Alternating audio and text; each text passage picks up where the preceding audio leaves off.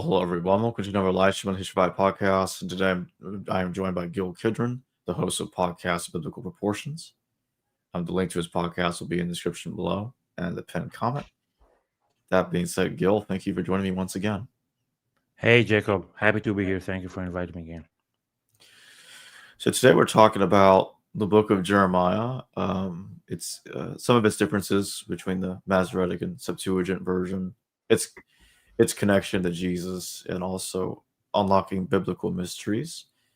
So, Gil, what would you like to start us off? So first of all, why talk about Jeremiah? Okay, why I think he's important. I think, again, as you mentioned now, he is key to understanding most of the stories of Genesis, stories that we see as if they are supposedly about the Hebrews writing about their ancient past. Once we understand Jeremiah through the book of Jeremiah, we will see that this is not the case. We will be able to understand some Jesus stories and some of the archetypical parts of Jesus, and we'll be able to understand why there are differences between the Hebrew version of the book of Jeremiah and the Greek translation, the Septuagint. There are differences. There are extra text. There is extra text in the Hebrew version. And once we understand Jeremiah, we'll be able to answer it just understanding who he is and how different populations looked at him. The differences will make sense. All of them will make sense. So this is why I think the main reason why Jeremiah is worth looking into, because he is a key figure in biblical history, in the history of the formation of the Bible. And he lived during a very, very dramatic time. And his words and deeds were documented by his scribe, Baruch the scribe. And so I think he is just like a key figure to understand. And we'll just go on a journey. We'll go over who he was, what he did, and then we'll turn our gaze to the Bible and see what learning about him tells us about the Bible. So just for people who do not remember, Jeremiah was a prophet, right? A prophet of doom.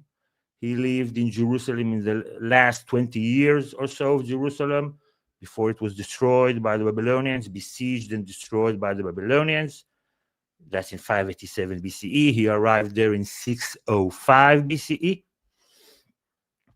And after the destruction, most of the survivors were taken to live in Babylonia, to captivity.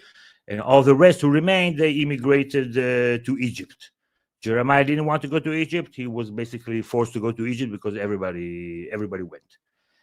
And the book of Jeremiah, again, written by his scribe, it's a history book commissioned by Jeremiah. So the bias is clear, right? There's a pro-Jeremiah bias. But it gives us granular information about what was going on in the final years of Jerusalem, the internal politics, the geopolitics, internal dissent and the different forces working in the city, stuff that you do not get from the official history books, like in the Kings. In 2 Kings, it's very short what's going on with Nebuchadnezzar. He just comes and destroys the city. The entire book of Jeremiah just chronicles how we got to that part. So the fact that he's a prophet, right? He claims that he speaks for Yahweh. For people who do not take people at their word that they speak to God, he just claims to speak to Yahweh. And once we read what he actually said, it will seem that he did not so much speak in the name of Yahweh as speak in the name of Nebuchadnezzar, the king of Babylon. Okay, once we'll now go over the book, we don't need PhDs, we don't need anything. We'll just see what he says, how he said it, what are his arguments. And he was clearly a Babylonian agent working for the Babylonians inside Jerusalem. The Hebrews in Jerusalem saw him as a traitor. He was arrested several times for treason, sentenced to death twice out of these 3 times, survived. Everybody hated him. And after the Babylonians destroyed Jerusalem, they searched him out. They knew where he was. They could recognize him, so they knew what he looked like. They saved him, like they took him from where he was. They uncuffed him, gave him money. Here, please, take some money. Go, do whatever you want. You want to come with us? We'll protect you in Babylonia. You want to stay here? You got our money. Like an order from Nebuchadnezzar. This is an order for Nebuchadnezzar. So for me, this is like, you have like a heist, right? There's a lot of criminals, whatever, inside a compound, and there's like a police raid. Okay, they come in, they arrest everybody. They put everybody in handcuffs. They take one guy. Hey, Jeremiah, come. They recognize him. They uncuff him. They say, you're our friend. The police commissioner. He says hi, and he gives you money, and here's some money. Like, obviously, everybody else will conclude that this guy was working with the police, right? He's the only guy who is protected, saved, freed, and paid by the Babylonians. Like, there is no reasonable explanation to explain any of this other than he was working with the Babylonians. He also knows stuff about what's going on in the region that the Judean kings at the time do not know. So he's like better informed. He says Yahweh told him about what's going on. I think that the Babylonians told him. So we'll just see that he basically came into Jerusalem in the year that Nebuchadnezzar came into power, 605 BCE. And he came in with a message: you have to pay Nebuchadnezzar money or he will destroy you, says Yahweh. That's like his opening message. At the end of the day, bottom line, he was, I think, part of like a Babylonian disinformation, misinformation campaign within Jerusalem to both pressure the Hebrew kings at the time to pay tribute, because the geopolitical context is that the Syrian Empire began to crumble 10, 15 years earlier. The Egyptians and the Babylonians, they vie to take control of the former lands in the Levant. That's like the land bridge between Babylonia and Egypt. And in 609 BCE, Nebuchadnezzar beats the Egyptian armies in Karkamish, that's like in Syria. And now he demands all of the kings of the Levant to pay him tribute. So he's there, Jeremiah, to pressure the king to pay tribute. And if that fails, then he destabilizes the city. That once the Babylonians breach the walls and sack the city, there is nobody left to fight them. There is no will left to fight. And indeed, if you read the accounts, it seems like I'd be surprised if any Babylonian soldier got hurt during the sacking, unless he hurt himself by hurting a Hebrew. Like all the soldiers that were left fled, and it was just like a massacre. So first, tell me, Jacob, if so far so good, if everything is clear, if I skip a few steps or something, let me know. Yeah, everything's clear. Okay. So, just before I get into some chapters, the book of Jeremiah is notoriously messy in terms of the order of the chapters, not corresponding to the chronological timeline. It's all over the place. Okay, so and there were also a lot of editing additions, a lot of clear prophecies that Jeremiah did not say that were written in Persian times to make him 100% right about what would happen in Persian times. And I think that all this scrambling was done because when you go over the chapters just like in chronological order, you just like understand what was going on, that the guy was just like an agent of chaos, an agitator, a paid agitator. He also, by the way, I didn't say before, he also got some land, a plot of land. While he was under arrest in prison for treason, he got like a corrupt deal to get some plot of land while in prison. Okay, so the guy is a piece of work. Okay, it's a piece of work. So in order to not like flood with information as we go over the chapters, I'll focus on chapters from when he first came to Babylonia, 605, 604 BCE, and chapters from the last year, 588, 587 BCE. So like in chapters where we are told when they occur, on the 4th year of this king, on the 7th year of that king, and so on. So let me drink a little bit of water, and we'll go to chapter 27 in Jeremiah.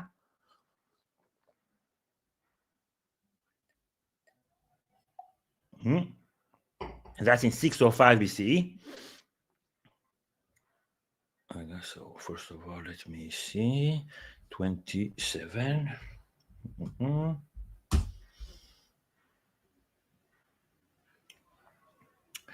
And then I click the present, right? Yes. Share screen, correct. Share screen. Share screen. Where are you? Entire screen. Boom. Okay, you can see my my screen, Jacob? Yeah. Yeah? Okay. So this here it says that it's in the beginning of the reign of Zedekiah, but you can see once I click this note in Hebrew, it says Yehoiakim. There are like several layers here together. It's not super important if this happened like with this king or that king, but this I think that this is indeed as it says in Hebrew at the beginning. In any case, we will see what Jeremiah is saying here. Okay, he is basically saying that he was sent to Jerusalem with yoke, straps, okay, and bars to send to the kings of Edom, Moab, Ammon, Tyre, Sidon, and the king of Jerusalem. Here it says Zedekiah, here it says Joachim.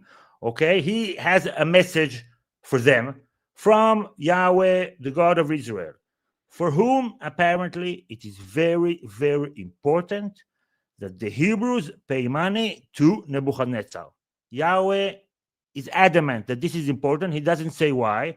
It has nothing to. There is no like moral reason given because you are evil. No, this will come in later. This is just like geopolitics. You have to pay Nebuchadnezzar. So I myself, I cannot think of a reason why it will be very, very important for Yahweh to tell the Hebrews that they have to be poorer, and Nebuchadnezzar has to be richer, and that if they do not pay, Nebuchadnezzar will destroy them. I do not understand why this will be important for Yahweh, but I do understand why this will be important for Nebuchadnezzar to be richer, because he wants to be richer. Okay, so here is his message, delivers to the king. Okay, there's a threat here also, supposedly from Yahweh. Jeremiah delivers this message. It is I who by my great power and my outstretched arm have made the earth, with the people and animals that are on the earth, and I give it to whomever I please. Now I have given all these lands into the hand of King Nebuchadnezzar of Babylon, my servant. Why would the Hebrew God give the land to Nebuchadnezzar? We do not know. And I have given him even the wild animals of the field to serve him, all the nations to serve him, and his son and his grandson. But if any nation or kingdom will not serve the king Nebuchadnezzar of Babylon, and not put its neck under the yoke of the king of Babylon, then I will punish that nation with a sword, with famine, with pestilence, says Yahweh, until I have completed its destruction by his hand. So Yahweh is threatening to annihilate the Hebrew kingdom if they do not put their neck under the yoke. That means pay tribute. Okay, you have to pay tribute to be part of the Babylonian sphere of influence. So we will like we can see in the book of Jeremiah that a lot of people are saying no, this will never happen. Don't pay anything, and Jeremiah comes prepared. Therefore, you must not listen to your prophets, your diviners, your dreamers, your soothsayers, or your sorcerers who are saying to you, you shall not serve the king of Babylon, for they are prophesying a lie to you, with the result that you will be removed far from your land. I will drive you out, and you will perish.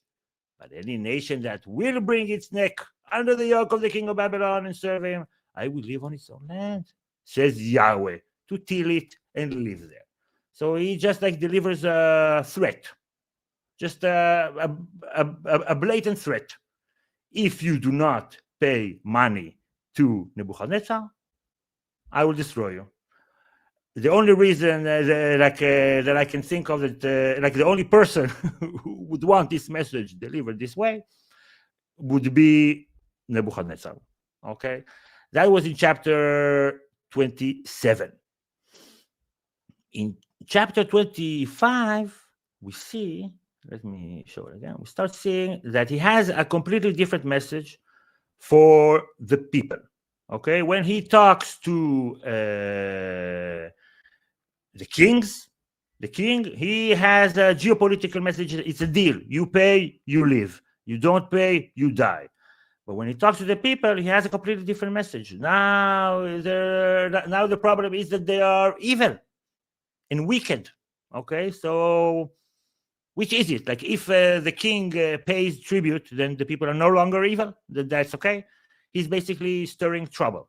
Okay, this is in the 4th year of Jehoiakim. So this is again 605 BCE, the 1st year of Nebuchadnezzar, king of Babylon. Now he tells them, because you are evil, and they're going after other gods. That's only important if the king doesn't pay. Okay, we'll see it even later. This is not the reason that they get destroyed. They get destroyed because they do not pay. And then he has a prophecy here that will be important later, that even the Babylonians will be destroyed in 70 years. Okay, so now things they get interesting when we will start to fill the scenes in this chapter. Jeremiah goes to the temple of Yahweh in Jerusalem. Okay, he goes to the temple, to the compound, and he starts to tell the people there prophecies that they are all going to die at the hand of Yahweh. And he's using here the city of Shiloh as an example. And this is very poignant and very powerful and very painful, because Shiloh was a very holy city of Yahweh. There was a very important temple of Yahweh there in the kingdom of Israel, which was destroyed by the Assyrians. And many people in Jerusalem at the time of Jeremiah, they are descendants of the refugees from Shiloh. So he's coming to the temple of Yahweh in Jerusalem, and he tells them, Yahweh will destroy Jerusalem like he destroyed Shiloh. So it's basically like somebody after the Second World War or something, like telling the Americans, an American telling the Americans, you will have another Pearl Harbor. Something like painful. Okay, so people, they do not like it, and they do not like him. Okay, and they want him dead. Okay, they want a death sentence. Okay, but he says, now Yahweh really sent me. And then there are some officials who come in and say, no, we cannot kill someone who claims to have spoken to Yahweh. But there was another guy, Uriah, son of Shemaiah from Kiryat Yarim, who prophesied the same thing as Jeremiah, and he got killed by Jehoiakim, so by the king at that time. And we will see very soon that Jeremiah also becomes like an enemy of the state, and he has to go into hiding. So there's like a lot of internal politics going around. And in chapter 7, Jeremiah chapter 7, he goes to the temple of Yahweh and tells them, you think that you're worshiping here, Yahweh will save you? No. Everyone will die.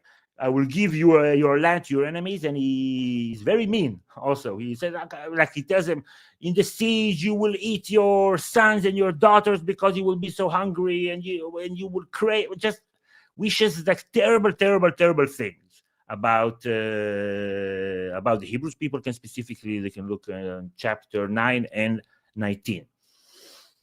And then in chapter 36, now he has a scribe.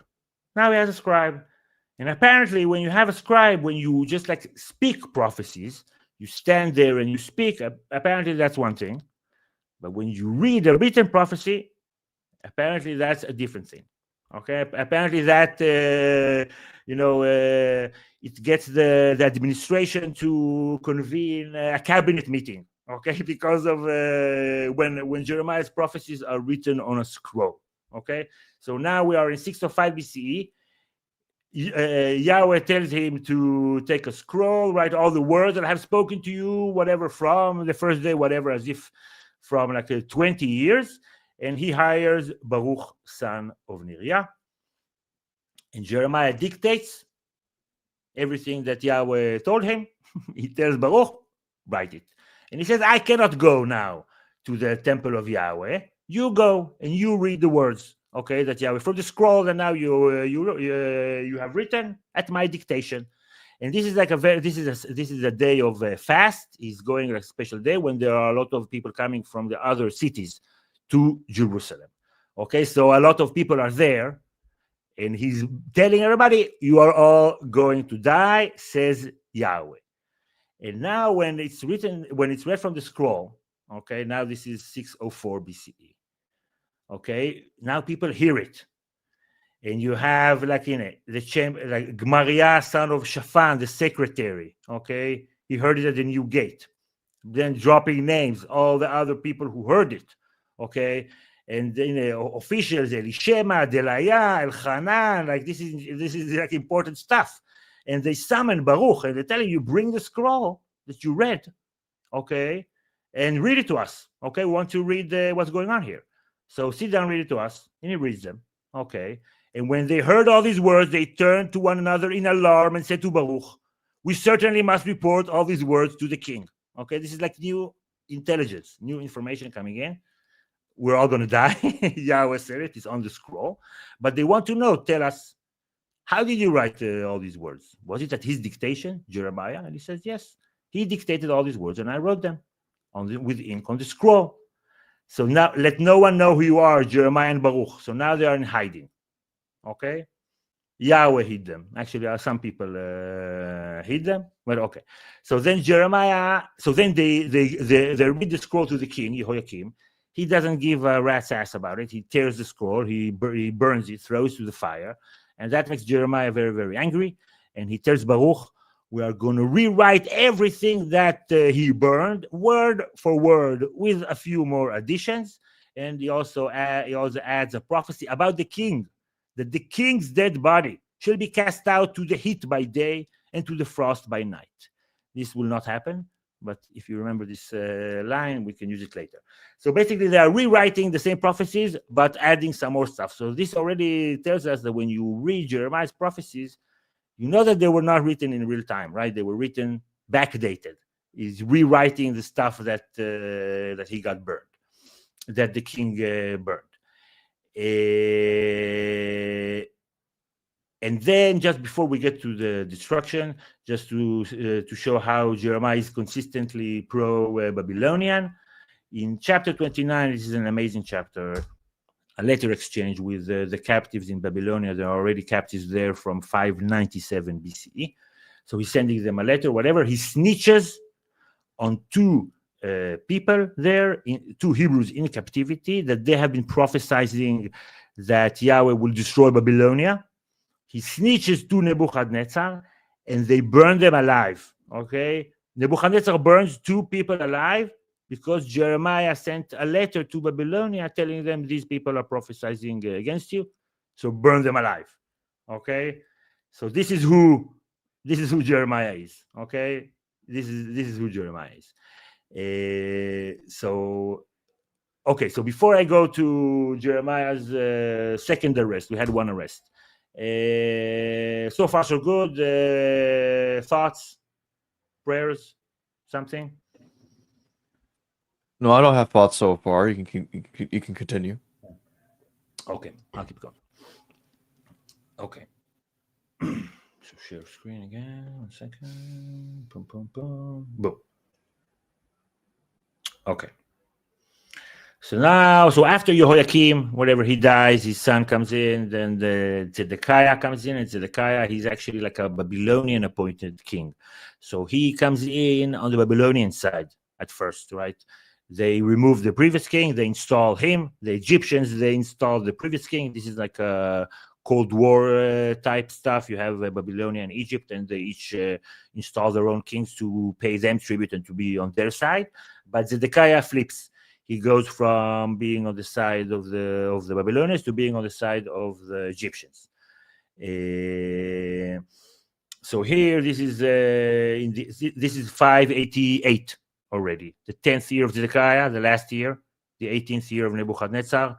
Jeremiah in the courtyard of the guard Okay, this is a prison, makeshift prison. It says in several chapters it was turned into a prison because a lot of people are trying to escape the siege, and that's illegal. If you're under siege, the government, the regime of the city under siege doesn't want people to flee. They want people to stay. So that's illegal. So he's in prison. And Jeremiah, maybe I should tell you why he was in prison. Let's see. This is here. Why he was in prison. Shall not escape out. No, this is when he was already in prison. Sorry.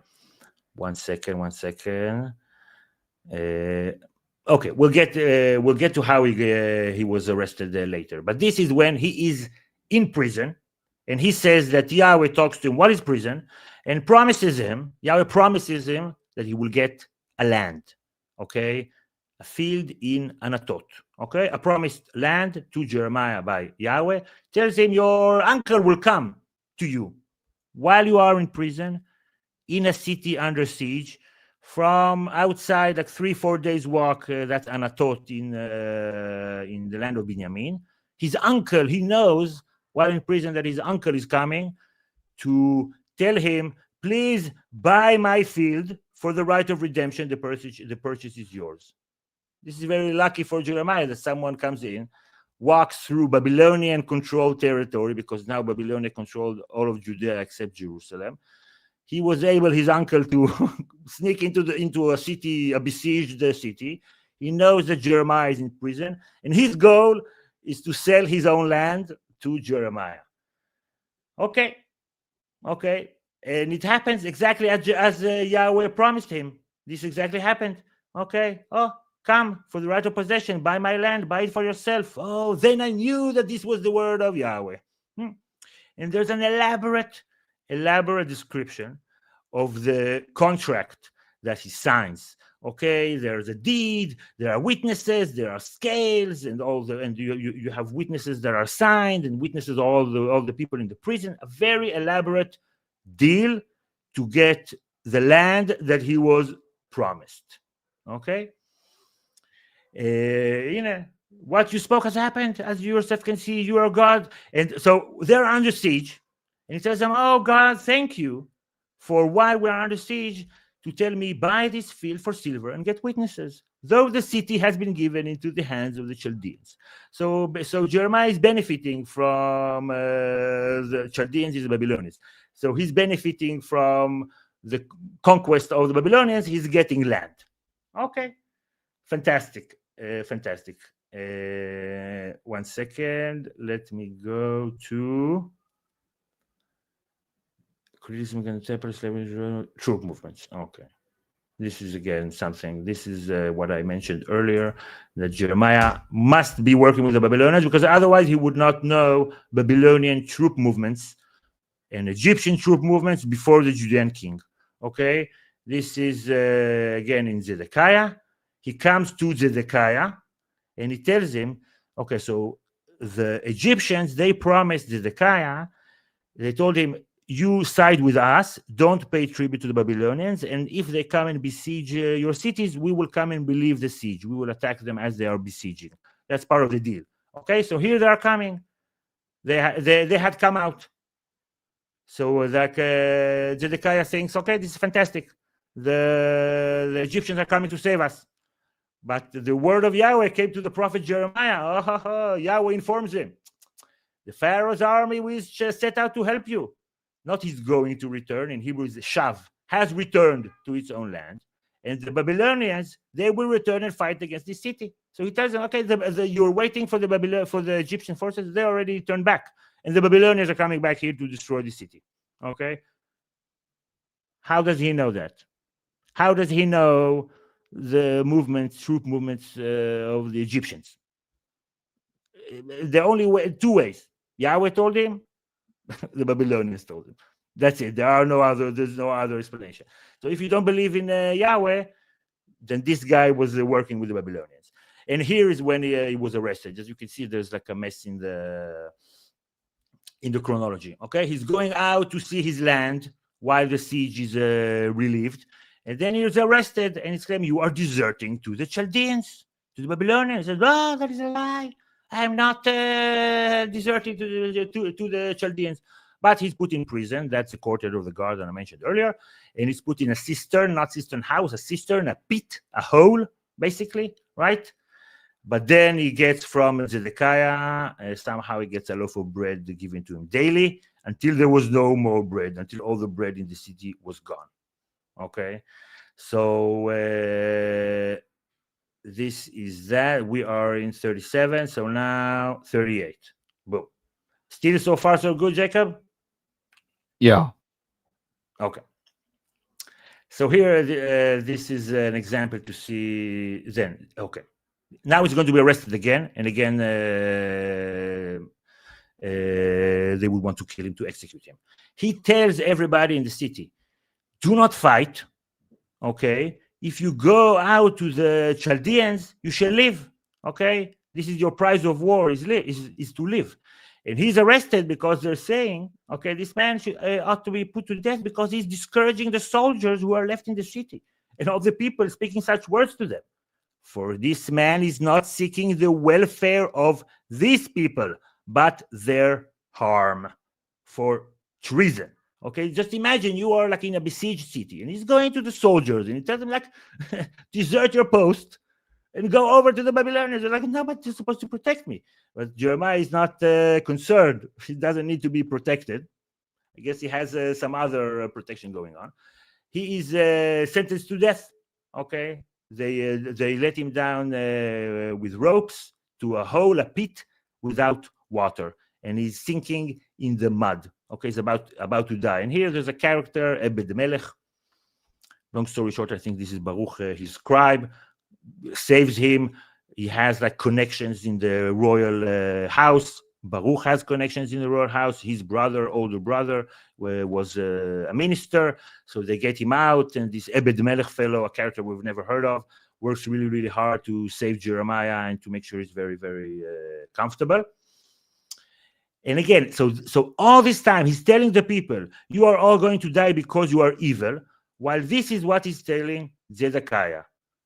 If you only will surrender to the officials of the king of Babylon, then your life shall be spared, and this city shall not be burned with fire, and you and your house shall live.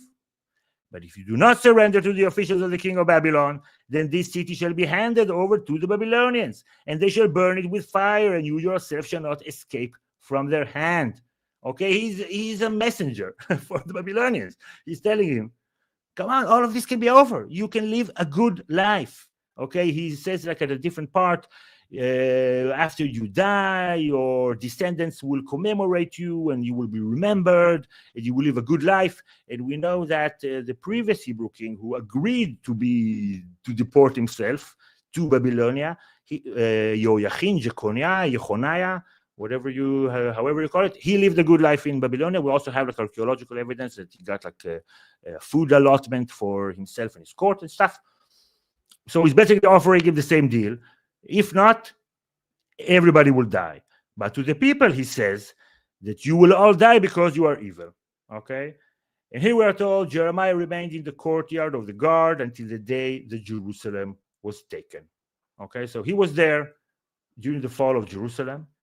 And somehow, by miracle, the Babylonians know exactly where he is. And King Nebuchadnezzar himself is concerned about the welfare of Jeremiah, some guy in some city of 10,000 people, a city that he is now sacking. He gives a command concerning Jeremiah through Nebuzaradan, the captain of the guard, saying, take him, look after him well, and do to him no harm, but deal with him as he may ask you. Okay, so like 3 people go to see him, okay, 3 officials, Nebuzaradan, Nebuchadnezzar, and Nargal Shazar. Okay, the chief officers of the king of Babylon sent, and they take him from the courtyard of the guard. So they know where he is. How do they know where he is? And here there's like a slightly different explanation to how Jeremiah is saved. Here, Nebuzaradan, so we have like 2 conflicting versions. So that's already very suspicious. Here, Nebuzaradan just frees him from his fetters when he's supposedly under arrest with everybody else. even though in the first, like in the previous chapter, they said that they sought him out from the prison. Okay, and here they're telling him, I have released you to. Okay. Here they basically say back to Jeremiah all of his own prophecies, so they know exactly what Jeremiah has been saying also in Jerusalem. Yahweh your God threatened this place with this disaster, and now Yahweh has brought it about and has done as he said, because all of you sinned against Yahweh and did not obey his voice. Therefore, this thing has come upon you. Okay, so basically, it's not our fault that we now sacked your city and destroyed everything. Yahweh sent us because you are evil. This is exactly what Jeremiah said. So they know where he was, how he looks like. They free him. They know what he has been saying. And they give him allowance of food and a present. Money. They give him money. And he got some land, right? From before. He got some land. So he seems to have gotten paid handsomely for this. Okay, let me go back to the screen. Boom. And after the destruction of Jerusalem in the final chapters, they try to have a second chance. Gedaliah, there's a guy, he's the governor, the Babylonian appointed governor, but some other guy assassinates him. And then they decide that they have to go to Egypt. They ask Jeremiah, should we go to Egypt? And he tells them, no, if you go to Egypt, you will die. Yahweh told me that if you go to Egypt, you will die. They don't listen to him. They go to Egypt. In Egypt, I think it's in chapter 46, he again tells them, you will all die. The Nebuchadnezzar will conquer Egypt. You will all die. None of it happens. Okay? That's it. That's the story of Jeremiah. So now that we know this, okay, now we can use this information to start looking first at the Bible. Okay? Let's recap some of the things that we learned about Jeremiah. Okay? For him, everybody in Jerusalem was evil. They were having evil thoughts. He says all the time, evil thoughts. That's why Yahweh killed everybody, because everybody was evil.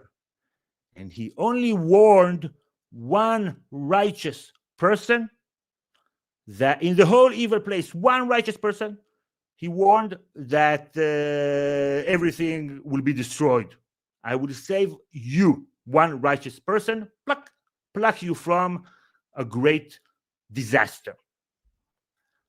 Does that sound, Jacob, like any story you might know, maybe from Genesis? It does.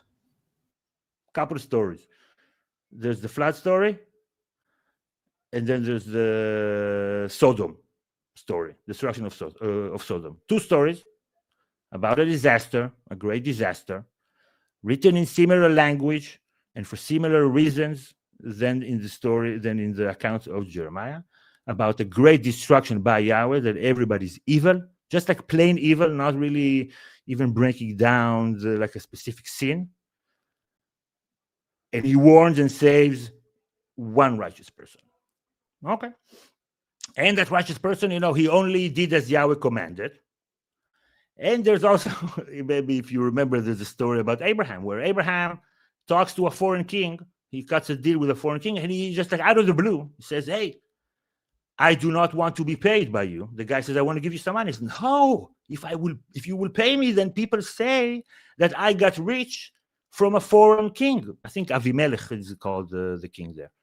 Just like, why is suddenly Abraham worried about people saying that he was paid by a foreign king, that he got rich by a foreign king? That's like completely out of context in Genesis, but it's pretty relevant if you're Jeremiah. And if you remember what happened to the king of Sodom in Genesis. Jeremiah compares Jerusalem to Sodom and compares the Jerusalemites to Gomorrah. Okay. The king of Sodom flees Sodom, and he is caught by the Dead Sea, humiliated. This is where Zedekiah was caught. He fled when the city walls were breached, and he was caught by Jericho, which is like 2 hours for 3 hours, something like that, from the Dead Sea, humiliated, his eyes plucked out. So that's another story that we see there. But maybe the best story. So Jeremiah, basically, he prophesied the future for the Israelites, the sons of Israel in Hebrew, right? Bnei Israel, literally the sons of Israel. He prophesied the future to them. They did not listen. They did not like the future. It made them hate him, his prophecies. They threw him in a cistern without water, right? And he was later taken out of this cistern and taken against his will to Egypt. This is the story of Jeremiah, and it is also the story of Joseph. This is exactly the story of Joseph. The sons of Israel, Bnei Israel, Jacob, his father, he's also called Israel. That's his name. So the story of Joseph is he's prophesying the future. The sons of Israel dislike him for it. They hate him. They throw him in a cistern without water, Bol Elomaim, the same exact cistern. And after that, he's taken against his will to Egypt, which is what happened to Jeremiah. And also, there is a story with Abraham getting a promised land from Yahweh in a very elaborate contract deal, the covenant between the pieces. That is, again, very elaborately described, like the prison corrupt land deal that we went over in Jeremiah 32. He cuts the animals and he goes in between and he gets land in return. And after Abraham gets land, he wakes up like in a nightmare. I think this is Genesis 15. And he's in Egypt, and his land is far from him, his promised land. This is what happened to Jeremiah. He was forced to move to Egypt. He lost the plot of land that he bought in prison in Anatot. He was in Egypt, and the plot of land was far away from him. So this, and we can also talk about, there's the story of Balaam, the Balaam tales in the book of Numbers. It's a story about a prophet of doom paid by an evil king from the east. It was a stand-in for Nebuchadnezzar, pays a prophet of doom to prophesy doom for the Hebrews. And this prophet of doom is corrupt. He wants to prophesy doom for the Hebrews, but Yahweh doesn't want it to happen. So he tries several times, doesn't work. Okay? So what we see here, basically, bottom line is that the people who knew him knew that he was a traitor working for the Babylonians. They wrote about it, many, many stories. He was important in their culture. He had a scribe. So the book of Jeremiah was written by a scribe, Baruch. The stories of Genesis that scholars call the non-priestly source, the J plus E, they were written after the destruction of Jerusalem. They're not really considered to be written by the captives in Babylonia. There's no feeling of captivity there. Some scribe must have written them. Someone wrote these stories. Each and every one of the stories in Genesis, J plus E, or the non-priestly source, they are referenced in the book of Jeremiah. Now, if you look at another perspective of Jeremiah, that he was a suffering servant whom Yahweh chose in the womb before he was born. That's in Jeremiah chapter 1. And his mission was to speak the words of Yahweh to the people, but the people didn't listen to him. They hated him for it. They hurt him. They even tortured him. Jeremiah, I think that's in Jeremiah chapter 18. They tortured him, and Yahweh, and he failed at the end in his mission. He wasn't able to change history, so it was in vain, basically. This is Jeremiah. This is the suffering servant songs. There are in Isaiah several songs that are later drawn upon in the character of Jesus. This is like the suffering servant archetype.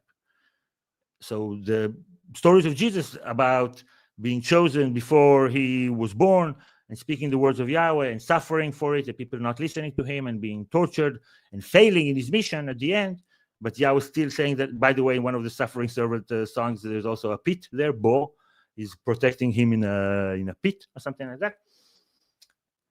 It's basically inspired by Jeremiah.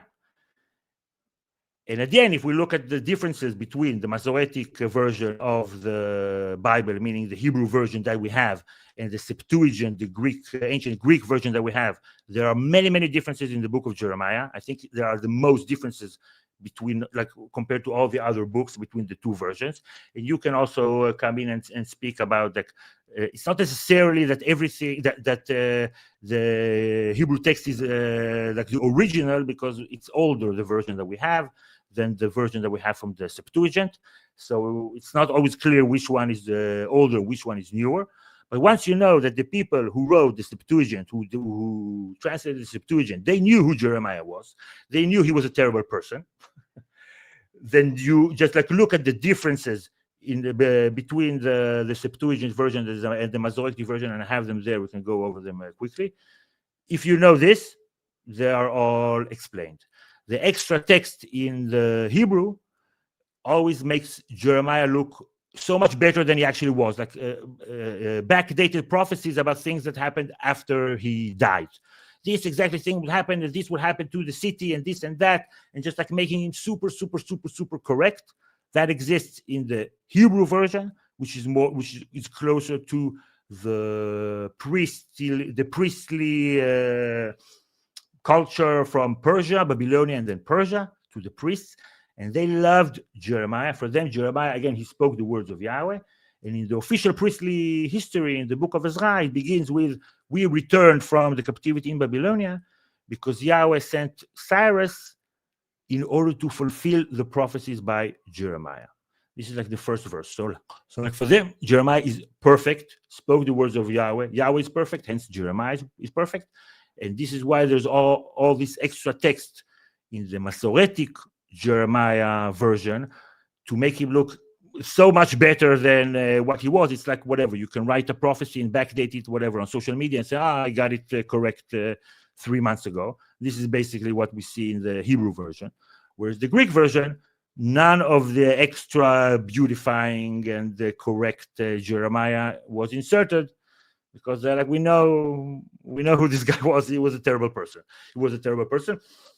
And there's one addition that Jeremiah, that in the Hebrew, Jeremiah knows the number of exiles taken to Babylonia. That doesn't appear in the Septuagint, because Jeremiah, who lived in Egypt afterwards, he would not know how many people were taken to Babylonia. He had no way of knowing. The people in Babylonia, they would know how many were going, and they added it to the Hebrew version of the book of Jeremiah. So yeah, boom. I went through the whole thing in one go. Jacob, I hope you're still alive over there. Yeah. So when do you think that the book of Jeremiah was written, or when do you think it started to be written and then was finished? If we go according to the book of Jeremiah, 605 BC, he had a scribe start to write down, and I think it's like the 4th month of the fourth year of a king, and then it takes like 15 months it takes him to write a lot of stuff down and then read the first prophecy aloud. So he must have started right. So 605 BC until 604 BC, the book of Jeremiah. I'm sure that most of it was written later, right? You need, if you're under siege and there's war and stuff, you're not sitting down and writing. So I'm guessing afterwards, when they got to Egypt, then he had time to write Baruch. And people like, we don't know this Baruch fellow, but he was the most famous Hebrew, basically, for like 2,000 years since they immigrated to Jerusalem. Like Josephus Flavius writes about him. He has like tombs in Iraq and in Egypt, supposedly died, and the Zoroastrians also worshipped him, and the Muslims like him, and in Christianity, obviously, and in all of the extra books written in Egypt, extra books that are not in the Hebrew canon, There's like one book of Adam, one book of Solomon, or two. Like all the big characters have like one or two. Baruch has 4. He has 4 books in his name, like the books of Baruch and Apocalypse and stuff like that. So he was the most well-known, famous person, like in Hebrew history, for like a solid, at least 500 years, or like maybe more. Why? Because he was the scribe of Jeremiah, or because he's a scribe, he already wrote the book of Jeremiah. He also wrote stories about what happened before, during, and after the destruction of Jerusalem. If we go story by story, all of them have parallels. For example, there's the assassination of Gedaliah, I said, by a fellow Hebrew. Assassinated Gedaliah, put him in the ground, okay, and then lied about it brazenly. That sounds like Cain and Abel. Cain killing Abel, putting him in the ground, and lying about brazenly. And both the assassin of Gedaliah and Cain are punished that they have to leave their land. They can never return to their land. Happened to both of them. We can just go story by story. Joseph is the strongest example. And then, if you look, I mentioned the line about the body of the frost being like frosty at night and dry during the day. This is inserted to the story of Jacob and Laban. Whatever they are arguing, they have a debate, and this is like a zinger that, like a mic drop that Jacob drops. He said, "I worked so hard for you that my body was frozen at night and dry during the day." And if you start looking for like metaphors, you have the metaphors of the dreams of Joseph. You will find that in the book of Jeremiah. You will find mention of people sacrificing their sons during the siege. There's a mention of that, and Yahweh is against that. So once you look at it this way, you understand that the book of Genesis is stories about what happened before, during, and after the destruction of Jerusalem.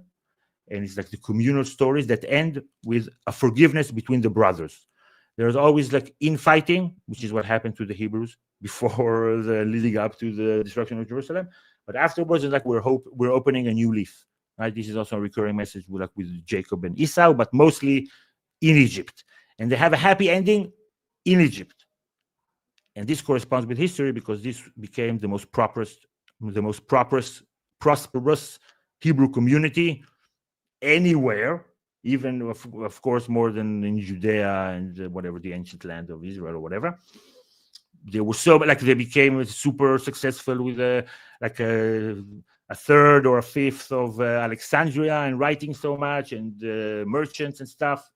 So this is, I think, their story. And they're overlooked, the Hebrews in Egypt, like their contribution to the Bible. And once we follow that route, I think we see that Baruch was a towering figure, and Jeremiah was a very controversial figure, and that this was part of the split within the Hebrews between the priests and the non-priests. In Egypt, there were no priests. All the priests were taken to Babylonia. So when they immigrated there, they developed, like for years. This is why they had so many temples there, and they were happy to worship other gods.